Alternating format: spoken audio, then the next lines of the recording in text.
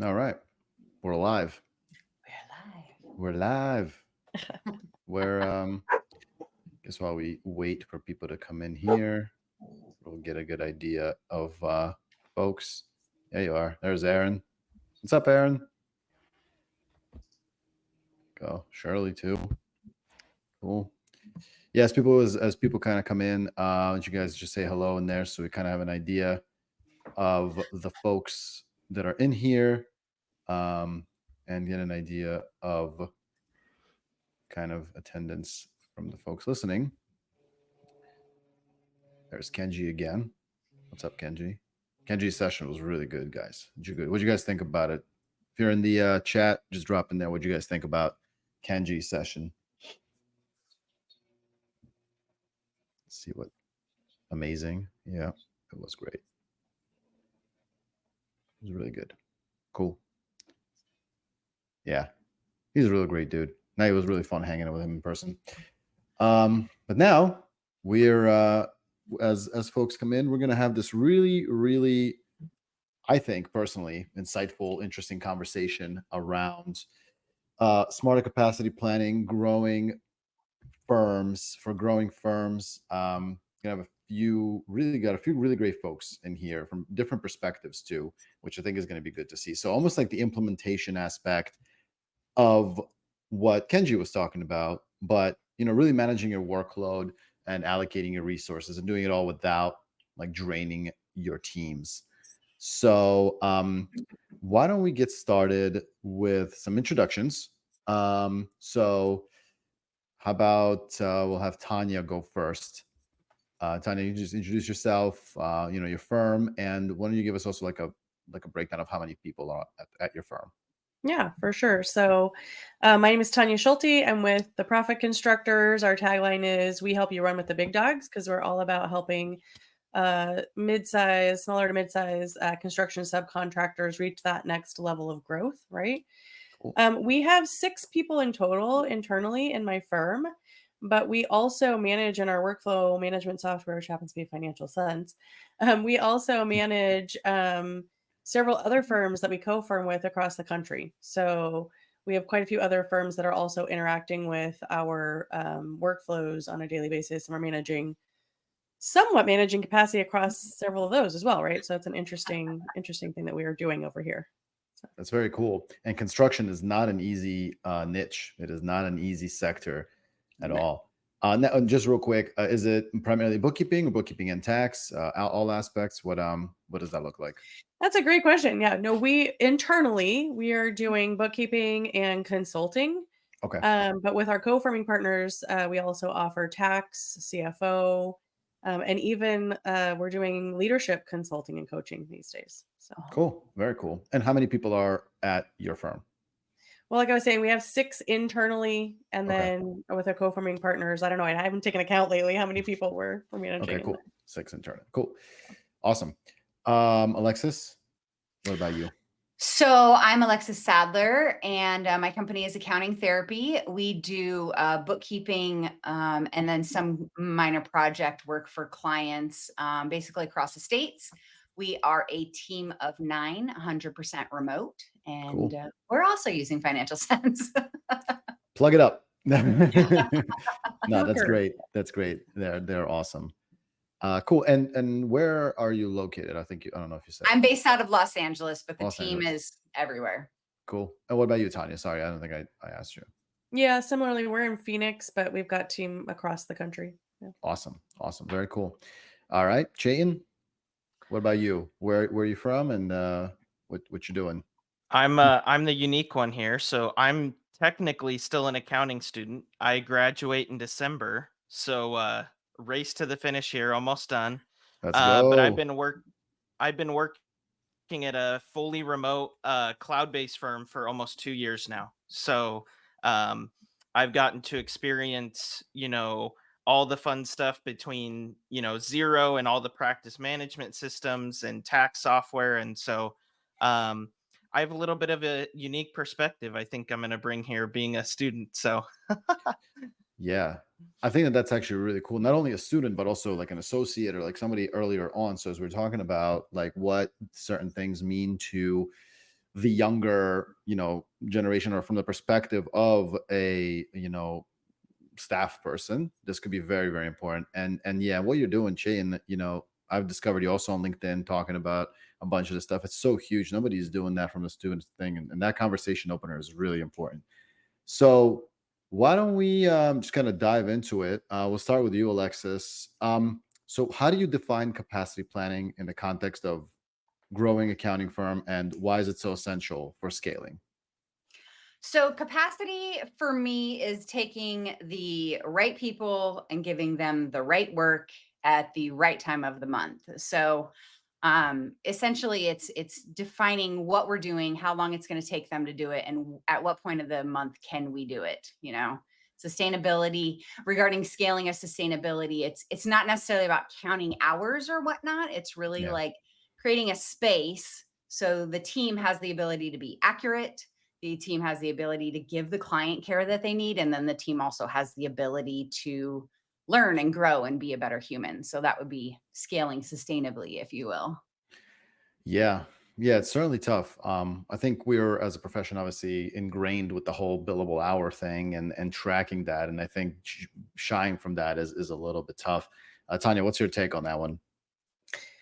On that same question about how do we define it? Yeah. Yeah. Well, to your point, Yuri, you were just talking about where we're as a profession, we have been tied to the billable hour.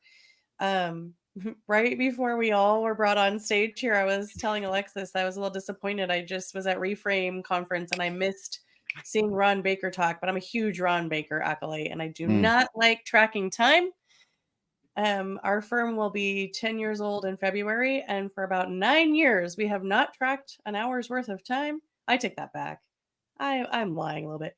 We Hmm. track a little bit of time at our team right now for the sake of one particular state that I have a client in that forces us to, Mm. for being in compliance with payroll and how we have to do payroll in that particular state. So she's having to track her time. We're doing that, but Cool. we're not doing anything by the billable hour. So as far as capacity planning, um, we're not trying to like project a certain amount of time. So to Alexis, to your point, like sometimes I think it can become this like sort of hamster wheel, if you will, of Mhm. like, well, I thought this thing was going to take me 4 hours, but I had to dig in and now it's taking me 6 hours. Yep. So for us, capacity planning is about exactly what Alexis said. It's about giving the team enough room to breathe so that regardless of what I or the team member thinks that that project is going to take, they have enough room that if it takes longer, they can do that and not feel like they're getting behind on 10,000 other things because they had to take a little extra time to get the job done correctly for the client. Yeah. Yeah. It's really great points. Um, Chayton, one for you here. From your perspective as a newer team member, what does it feel like when a firm's capacity is stretched too thin? Like how does it impact you, like as somebody who's in the trenches, so to speak? Yeah, I mean, it affects me directly, right? My ability to plan with my work with my current clients and then adding on new work. And I think overall, I've never been a firm owner, but I imagine it's incredibly stressful. But when capacity is off, right, some of that stress seems to start to come down the tower, right, and come down and affect the associates, and it affects morale. Definitely. From my Yeah. perspective too, it's a two-way street, right? You have the capacity you're planning within your firm, and then as you develop a sales pipeline or develop new work with your current clients, you have to be planning and adjusting for that. So there's two sides of it you constantly are having to deal with. And obviously with the pipeline issues that we're having today, it's not easy. I A couple mentors of mine have said that capacity planning is the biggest struggle that firms are facing today, right? The tech Yeah. is getting to a point that it helps us a lot. Um, the CPA is changing a little bit, so maybe the pipeline's going to be adjusted, but the ability for firms to schedule out and plan out is just it's so Yeah. difficult. Yeah, yeah, and I had some a question to go to next on this one, but I want to dwell on it a little bit because it's such a huge issue, capacity planning. Yep. I remember at the big firms, but even it affects obviously all of us at the smaller end of firms. But that was from Chayton's perspective as somebody who's there. But what about as a firm owner? Like I'll head over to you, Alexis. Mhm. The other side of it, which is challenging, is some folks may not speak up, right? So you might have some team members, you might have some people that are just quietly sitting there and struggling and overwhelmed, but are not saying anything because they just think that that is what they have to do. How do you identify how and try to deal with that if somebody is like that?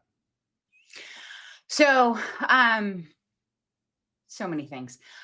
So first and foremost, unlike Tonya, we do track time. So we can see when somebody is over budget on a project. We can have that conversation with them. Did they add additional services without notifying us? Does the team member need training on any of those kinds of things?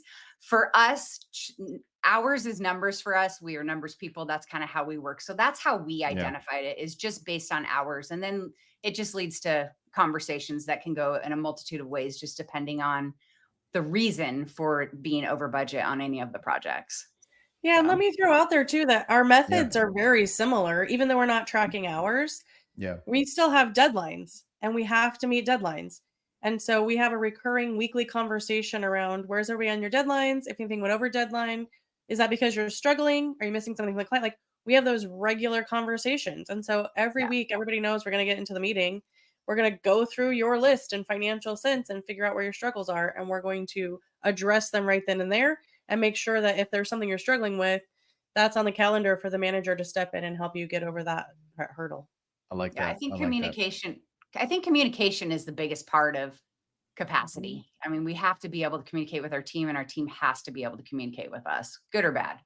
Yeah, Yeah. and if you have some sort of like dedicated method, like a scoreboard or whatever the case is, like something that they know they're going to be held accountable to, and that they know, and not only that they can be held accountable to, but that they know they're going to be able to get help and advice at least once a week. They're going to have that outlet to say, "Yeah, I'm struggling with this, and I need help." Yeah. Just having that open communication, like you guys were saying, is so big. I just remember also, obviously, this is the days at the bigger firms, that didn't have that, and you were just expected to be just working and working and grinding. And sometimes people leave those firms, start their own firms, but take that with them as they grow. And I think that this is why this conversation is so important. On this topic, to you, Tonya, what's one of the most common mistakes you see firm owners make when forecasting workload or assigning client tasks, or to the point of what Kenji was saying, with sales coming in, and everything? How do you manage that? Like, what's the most common mistake you see people making? Uh, this is maybe going to sound completely out of the realm of this conversation, but I just think it's true. Not charging enough. Mm, I think if we that's don't plan ahead and bring in enough revenue, we don't have the ability to properly capacity plan, right? And so one of yeah, the biggest things that I see is people get stretched too thin because they haven't driven their revenues up enough, and then they yeah, don't know how to get off of that hamster wheel either. It creates too high expectation of the team members. If we're not Yeah. charging enough, we want it done in a shorter amount of time. And it's just not realistic. We got to be realistic with our billing yeah, and with our, time expectations. Yeah, and again, allowing there to be enough time on the calendar for there to be contingency. That's a word that we use all the time in our firm is, how's your contingency time looking on your calendar? Because people specifically put contingency blocks on their calendar. mm, And I will be frank, I do not care if they go and do laundry or walk their dogs in their contingency time if they don't have something that they need to get done. But right. if they have something that they need to get done, that's a block of time available for them to plug in that work. Yeah. Yeah, it's perfect. And yeah, like, and a lot of times we're so tied with a lot of our clients, in that we might have something on our calendar, might have something to booked up, but then they don't provide the information we need. They don't give you the financial, they don't give you their bank statements, or they don't give you Right. this other thing. And here you are having this set contingency time. Mhm. So Chayton, this one's for you. As a team member, what helps you best understand how your work fits into the firm's overall capacity plan? Are there tools, dashboards, or check-ins that can make it clearer for you? Yeah, I think those are the two main things, right? Is having a practice management system like Financial Sense that can give you the overall view of exactly what needs to be done in the coming weeks, and then you can adjust and plan as needed. But also the check-in calls, right?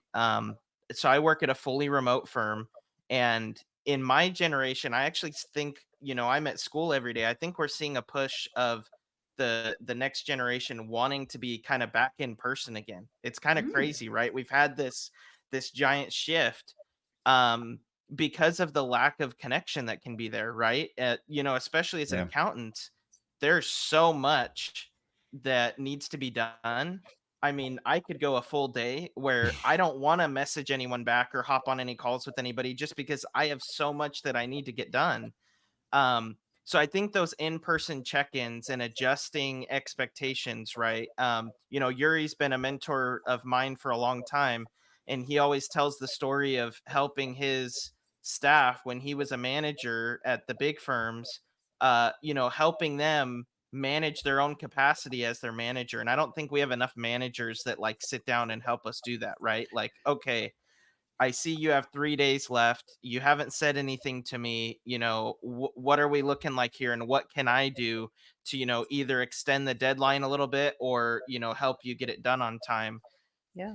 I think Yeah. those two things are huge because the staff need to feel connected, right? If you have go-getters on your team, they're going to want to just plow through all the work and not say anything to the manager. So Yeah. having the connection and the trust to be able to break those barriers down and meet regularly, with the help of a practice management tool to kind of have the higher view of it. I think those are the two best ways you can kind of manage the craziness there. Yeah.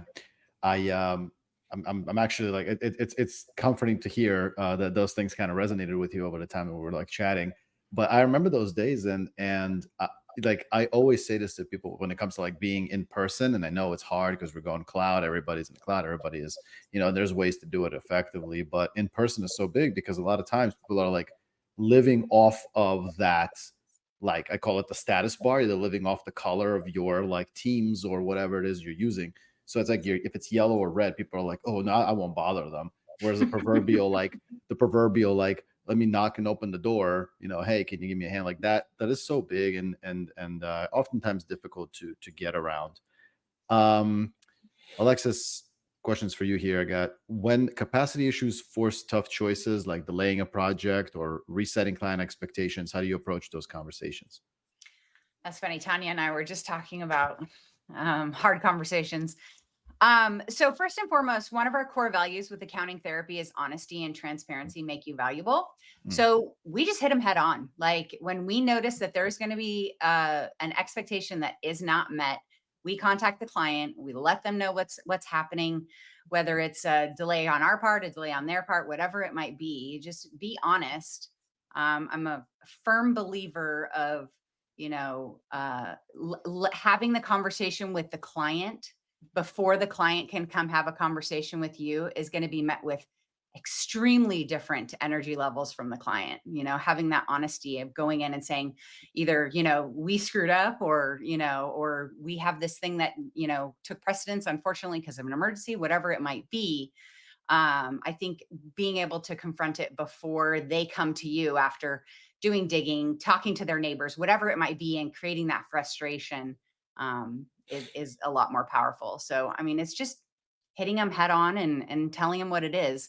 I think having that honesty and creating that culture with your team to have that honesty also gives your team the ability to come to you and be honest as well. It creates less of a, Yeah. they're going to get mad at me or whatever it might be. So honesty and transparency, just head on. Yeah. It's a really good point. And to Tanya's point before, I think it really layers in well here because it all stems, in my opinion, from the client's fees. Yeah. Like, so what I mean by that is a client, we all know this, right? A client that is on the bottom of your tier, that's the lower fee, is the one that's going to bother you, the one that's going to give you the most amount of, is going to be the one that gives you the most amount of like stress and like I used to have like, I mentioned in the other chats, like, my fees went from being minimum 800 and I'm more so tax. So any return minimum 800 went to minimum 2000 for any return. And that's any return. And what happened with that is I've found the people that were at the 800 or obviously some even starting my friend at 500, for example, like they bother me they'll be the ones questioning the invoices. They'll be the ones that gave me a hard time about everything that's happening. This is wrong, that's wrong. And all of that to say is, the higher the fee goes, this whole conversation thing, they almost are like, yeah, all right, no big deal, man. I know that this happened. I understand. I'm with you. It's okay, and and it's a quick conversation that's down to earth and chill, versus like this whole like, oh God, I don't know if I can, talk to them, and creates this tension. Tonya, what's your take on this one? I want to dwell a little bit on this topic because I know it's on the mind of many people. Yeah. Sorry, I'm just getting over having the flu over the weekend. So Oh, well, glad you're better. I've been trying to mute myself when I had to cough. I had to get that one out. Sorry.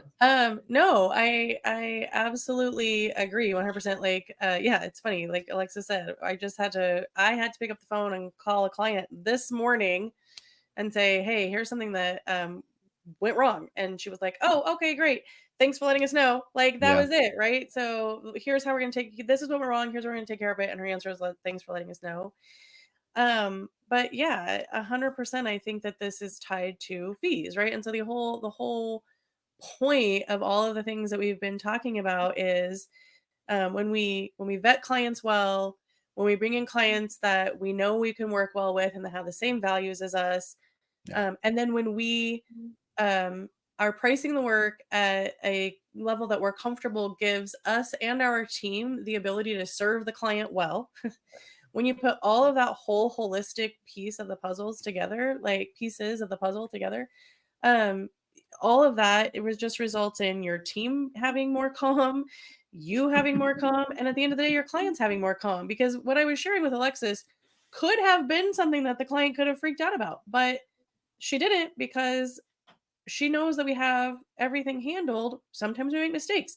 And when we make mistakes, we immediately call and we talk to them about it. We own up to it. We say what we did, and we give them a solution for how we're going to take care of it. Right. So you have to have all of that in place. And I saw Roman commenting, Alexis, when you said that, I saw him in the chat talking about vulnerability. I think that just throw this out there. I just got back from the Reframe conference, and the last session was with Chris Doe. I don't know if you guys all follow Chris Doe, but his whole thing about branding, like even bringing into your marketing, is like being real, being intentional about being real with who you are. That is attractive on a whole other level to your team, to your clients. Like, people just want to know who you really are. They want to know that you're going to do what you say you're going to do. And so at the end of the day, that's what capacity planning boils down to anyway. Yeah. Can you do what you say you're going to do? Yeah. And being realistic about it. Again, like for me, this conversation is really great. And I think there's so many different angles to it, right? If you're in a bigger firm, and you're tied to your, partner or whatever, setting expectations with the clients and saying, oh, yeah, we're going to get a turnaround for you in a week. That's one aspect.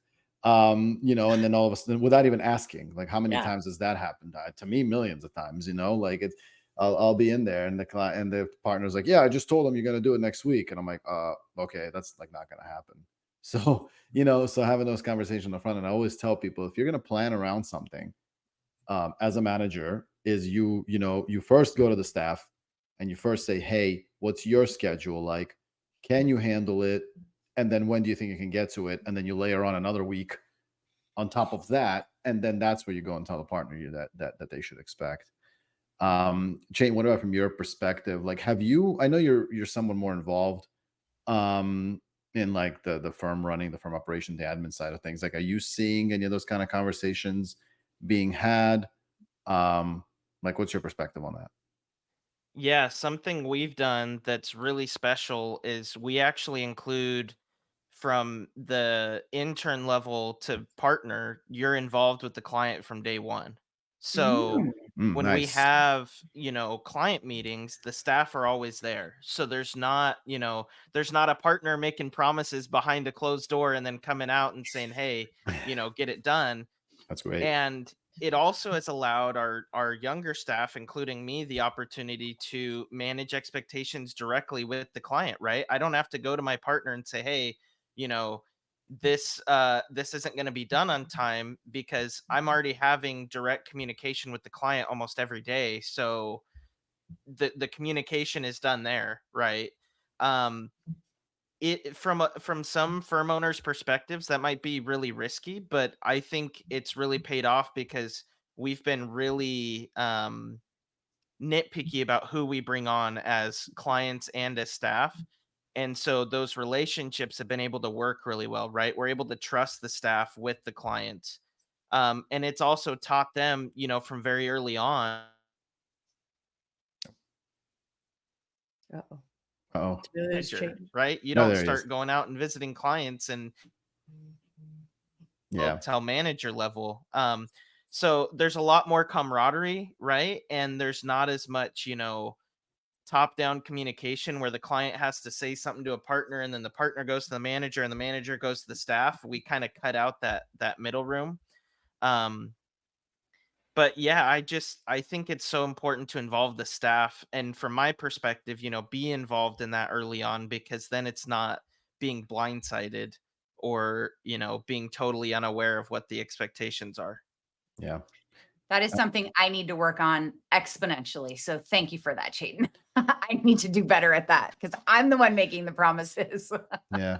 And ownership of projects to to the generation, to the people that are the staffs now, like that to them is so much more important. And I mean, I can't say much more important than pay. Pay is obviously important, but the feeling of like, hey, I'm a part of this just like you are, and encouraging and empowering them to say, hey, you can go talk to that client about it, or hey, I'm about to hop on a client call, come with me, let me teach you a few things. Like that ownership aspect of it is very important to them, because it just makes them feel like they're doing something, what they're doing is important, and being involved in it. It also prevents those other issues of like, hey, yeah, I am pretty busy, so I can get to it. So capacity is all tied. I mean, I really feel like we could just summarize this whole breakout session by saying raise your fees, have great clients, and be selective with them, because clients that value you don't really give you a hard time if you tell them that you're going to do their books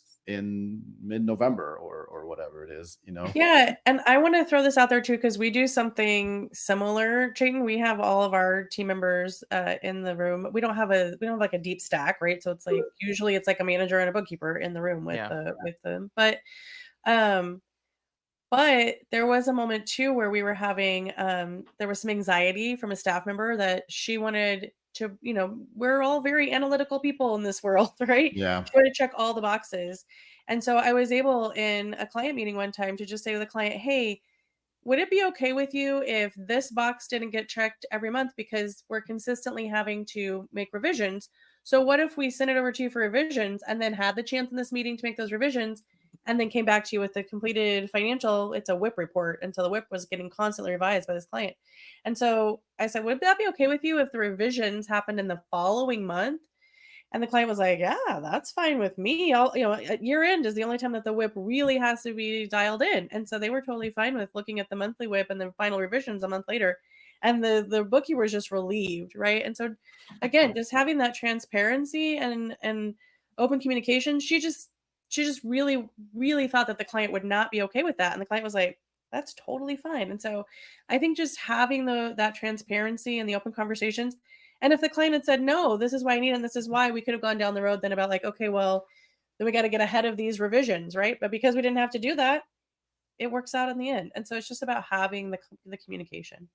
Yeah. And when you have the communication too, it helps the staff see the bigger picture of everything that's going on in the workflow, right? And I think that's a huge thing. I have tons of friends at the bigger firms, and there's great things about going to the Big Four, being at a top 10 firm. But one thing I would say is that all of my peers at those firms lack the vision of like what the whole product is that's going to the client. And if the staff understand what the whole process is and how everything's getting put together, they're going to do a better job because they see the bigger picture, especially like from a CAS and a bookkeeping side. Just having that bigger picture makes the product so much better. And then, second of all, they're going to be more willing to be lenient and then work really hard on the days of deadlines that they need to, because they also see the bigger picture of why it needs to be done and when it needs to be done. So, Yeah. I just feel like that lack of vision at the bigger firms where you're just, in a cubicle and hey, you get handed papers and you do what you're told and that's that. I really feel like it shuts down the productive ability of staff to be able to take it to the next level. Yeah, that's a really good perspective, Yeah. Chayton.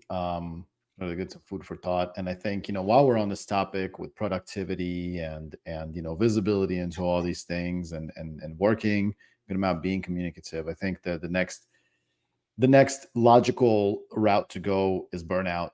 And so I'll start with you, Tonya. We'll kind of bounce this question around. But Tonya, how do you manage that balance between keeping everybody productive and making sure that they're not burned out and not struggling, with that? One of the things that we have done that we've worked really, really hard on is when we do our weekly training meetings. I mentioned before that they have the ability that we're going to talk through the scoreboard, and they have the ability to like raise their hand with things they're struggling, and we're going to see if deadlines are being missed, all that. But the bigger portion of that meeting is culture. So every single week we're talking through cultural values, we're talking through a lot of things about who we are as a firm and why we do things the way that we do them.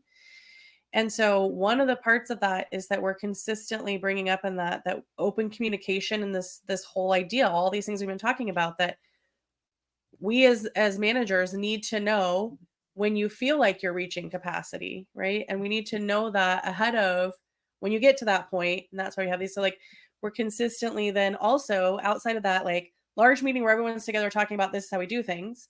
Then we have regular manager check-ins with every one of the bookkeepers saying, hey, are you using up your contingency time? Are you consistently using up that contingency time? Because that's a red flag that, okay, somehow you're getting towards that burnout stage. And so we're having those regular conversations with them about where they're at. And then recently I was just like, yes, it's all coming together and it's working. We have a manager that went to one of our bookkeepers and said, hey, we have a couple new onboarding clients. Do you have capacity? And her response was, no, absolutely not. Because of X, Y, and Z. She had reasons and she was showing the manager, this is a reason I can't take that new client on. You're going to have to bounce it to someone else. Right. And so that's exactly what we want. I do not want one of my bookkeepers to be like, yeah, sure, absolutely. Let me do it. Let me do it. Let me do it. And then 2 weeks later be like, I can't do all of this. I don't know why everybody's assigning all this to me. Right. So it's about open communication and being very real and honest with, no, I do not have the capacity for that right now. Yeah, a tough conversation to have because many of us are people pleasers, and that's really the bottom line of it, from the staff people to the partners. Which is why we talk about it every single week, Yuri, because I think if we don't love have it. that conversation all the time, people are going to lean back into their regular, and because I'm a Yeah, people pleaser and all of my staff are people pleasers, and that's how we it's are. just what it is, and we're Yeah. just yes So people, we reiterate it every week. I love it. Real quick, Tonya, somebody asked, this is like a while back, but I just didn't get to it. Somebody asked, what percentage of their time do you allocate? Do you plan for contingency time? I love this idea. So Yeah, like, how does it's a that great work? question. I would say we're aiming for around 20%, right? So I feel like if they're Okay. at 80% capacity and they have about 20% of contingency time on their calendar, that's what we're aiming for. Okay. I love Because it. I do want to be able to slide a new client through the door Yeah. until we can Yeah. get them rerouted. Cool. Does any of that contingency time include like meetings and stuff like that? Or is that part of the capacity? Wow. Look at you, Wow. Tonya. That's cool. Yeah. Alexis, what about you? Same question about the burnout aspect, managing it, foreseeing it, staying ahead of it. So we're an EOS firm, so we do a lot of measurables. So each week we have a stress level measure or measurement. 1 is easy peasy, 5 is get me the hell out of here. So usually I like to see my team around a 2. Obviously there are times of the year where I will accept a 3, but once they get to a 4, we need to have a conversation and whatnot. So we do it strictly by numbers, like where are you at, what's happening, and let's have a conversation once we get to that 4. So that's great. Yeah, that's really great. And I think just having that system there in place, because I feel like what ends up happening, again, this conversation, from my perspective, is very unique in that, only firm owners like ourselves, now granted, I don't really have a team necessarily, but smaller firm owners, that can make those kind of pivots and shifts are the ones capable of doing this and bringing these things to reality. But when I think about a lot of folks, like, if they're in a bigger place, and they don't have that kind of culture, that's really the tough challenge. Like, nobody cares. In fact, it's like a badge of honor that you are, stressed out and burned out, in some of these other firms. And I think that that's really, that's really tough. So, Chayton, what about you? I know you kind of keep talking about it from your perspective, and I love this Yeah. vision of it. I love that because I think we oftentimes don't think about it that way. What does the firm you're at, what things do they have in place to make sure that you're not burned out, to make sure that you're productive but not like overly stressed? Yeah, I think the biggest thing is communication. We're a little bit of a smaller team, so and we're growing. I think the contingency time is a wonderful idea, which I'm going to take back to the firm. Um, but Don't I get me in think it's trouble over here. Yeah. No name I dropping. think it all goes back to communication, right? So I'm in a little bit of a different situation, right? I have 2 kids, I'm finishing up my degree, Mm, and I work right under full time or just barely above full time most weeks. that's a lot. So, between classes and finals and midterms and, kids events and all that, I have a little bit of a different type of burnout, right? I haven't had a full blown 60-hour a week busy season yet. So, um, but that's another thing, as I mentioned that we do as a firm, because we serve CAS and tax, and advisory, we don't do audit. We really try to keep we average about 40 hours a week the whole year, even during busy season. And then what you might have is like the day of a deadline, you might work a little extra. Um, and that's something as a family person that's been really appealing to me at being at a firm like this long term is, my family doesn't have to sacrifice me for 60 hours a week during busy season. I Um, love that. it's 40 hours. That's awesome. So I Yeah. also think like that communication of like, okay, how many hours are expected, especially where we do have busy seasons or busy times, um, also helps with burnout. Yeah, I think I feel like if we just took like this, the three of you guys and all your ideas, and like extrapolated it to like the whole profession, and everybody did this, I don't think we would have a pipeline problem. I really, I feel like this is really what it comes down to. Like, it's so much of it is tied to that, and obviously, like lack of pay, but not as great of a pay is, of course, also an issue in the profession. But Mhm. like, I would say the time is more, but the time is, talking to yeah, students who are going in, like that's yeah, it's the time and it's the lack of meaning, right? So yeah, what you talked about earlier, Yuri, of like the staff being involved, they don't want to just go be a 10 key, ninja over there and just be doing the 10 key all day.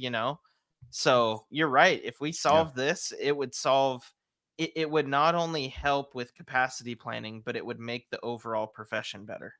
Yeah, 100%. We had a question here that came up, and then we're going to go turn over to a Q&A.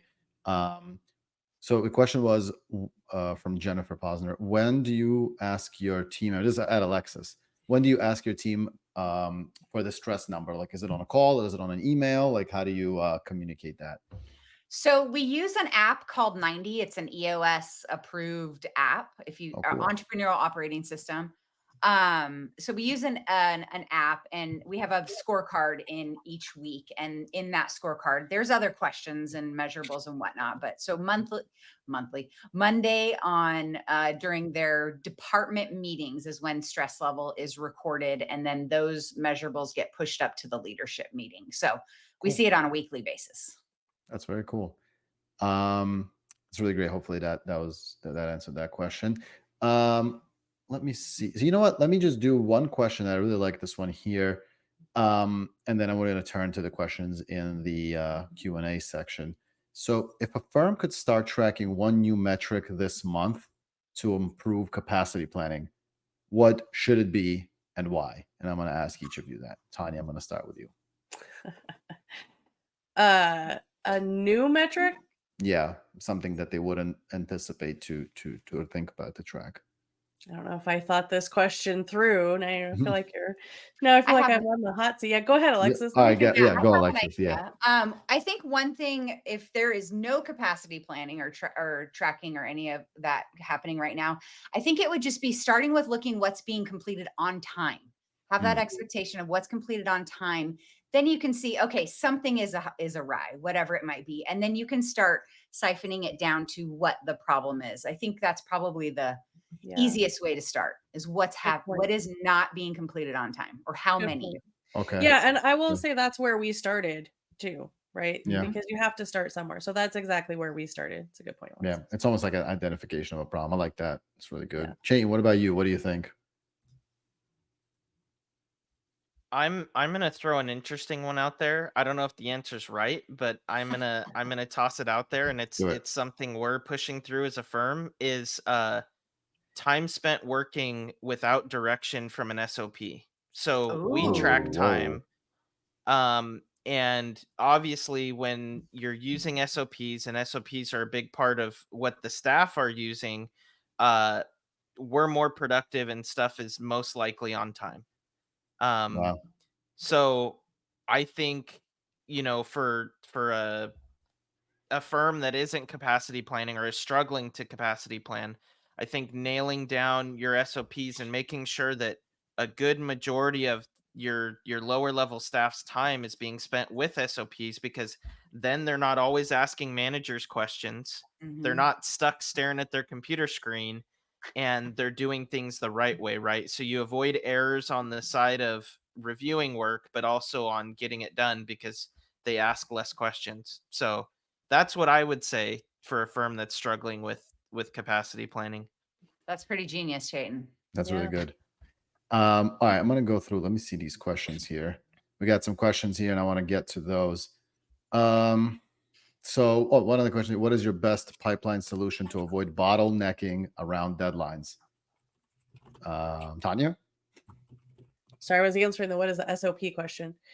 Can you ask me that again, Yuri? Yeah, no worries. What is your what are your best pipeline solutions to avoid bottlenecking around the deadlines? Pipeline solutions. So I'm not sure I understand the question. So I think the question is what are your ways of basically avoiding bottlenecking around the deadlines?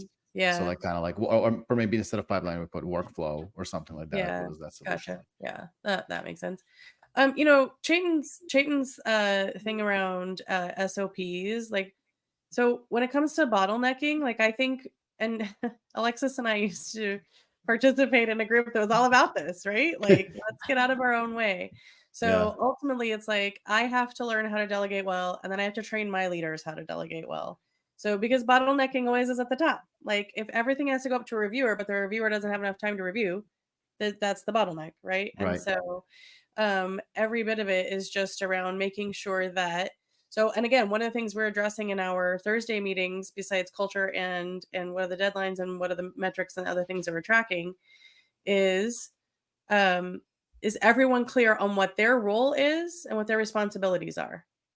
So as for instance, at our firm, for a while, there was a little bit of a confusion on like what our quality assurance manager was supposed to do. Yeah. And like, should the team just be like, well, I didn't know how to do this thing, so she's going to do it. And so we had to I literally just sat everybody down and said, hey, my husband works in manufacturing, and his quality assurance folks do not, like, when the line gets stopped because there was something wrong with quality, they don't then just go to the line and start working on the line. That's not what quality assurance does. Right. So just giving them the analogy of what her role was, right, in the review process, that she would come back, teach them and help them learn, but then it was not her job to just do the things. So just having clarity around roles and responsibilities, I think, is one of the main things to do there. That's good. That's good. Get another question here. I guess I'll shoot this one off to you, Alexis. How can I use a simple capacity planning spreadsheet or dashboard to visualize weekly load, spot bottlenecks, and test what if scenarios, like adding 2 new bookkeepers versus bookkeeping clients versus 1 advisory engagement for services that has anyone that has multiple services? That's like a whole webinar. Yeah. Okay, but answer it in 1 minute. No, I'm just kidding. That's Yeah, like 3 yeah. webinars. Yeah, exactly. So, let's see. How can I use? I would start with listing out the tasks that is happening in the job, identifying however you want to do that, whether it's guessing, doing it yourself, whatever it is, how much time it would take to do those things, and then have your team track those tasks so you can compare your anticipated time versus the actual time. I think that will help in identifying where bottlenecks are. I think that might be a good start. Another thing I want to throw out on bottlenecks is I've flipped the accounting process completely upside down. I divide up my customers by week. So we have a customer that just gets week 1, week 2, week 3, week 4. So it's all been divided up. So there are no due on the 10th deadlines or any of that. So the work is really spread out. So my bookkeeping team rarely runs into bottlenecks. It's usually me, but they usually don't have issues with the bottleneck. But I mean, it's just a matter of the bottlenecks are going to be what your anticipated time is versus the actual time it costs, and where is training or automation or systems or whatever available to improve those. Yeah. That's great. Can I make a comment on that really of quick? course. Alexis, I love that you guys divide it up by weeks. I was just talking about this with a couple of members of the firm about momentum, right? So if we have these recurring deadlines that, all bookkeeping is done on the 14th of the month, right? And it's every month. And so you go from, client to client, just working on a little bit at a time over the month. And then you have a big push at the end where you're doing all of it. You lose the momentum of like being familiar with the client vendors, being familiar with, what transactions are happening, what types of things are happening. And maybe it's just because I'm new or I have terrible short-term memory or something, but I always feel like if I have a bulk of time, whether it's a whole day or whether it's a whole week to just work on that project and that client, you get so much more done instead of, hey, I'm going to put an hour here, I'm going to put an hour here, I'm going to put an hour there. And I love that. And I think that's a genius idea. And all you have to do is manage expectations with the client, right? Of, Exactly. hey, your month end might not be done on the 14th, but you're always going to know you're going to have up-to-date books on, this week or this date. And if you have any questions or you need to get us receipts or you want to have a meeting, this is the week to do it because it's your week. Yeah. So I'm gonna I absolutely love that.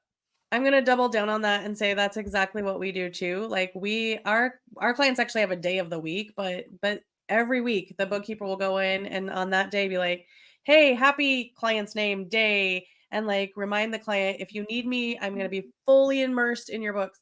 But then we also are responsive to them throughout the week. So if they send something on the day that's not their day, they'll say like, "That sounds great. I will look at that next Tuesday when I'm in your books." Right. And so again, to your point, Chayton, just managing those expectations, not ignoring them for a week, but just like reminding them, oh yeah, we'll look at that on Tuesday. And then you have that entire day to just focus on that client.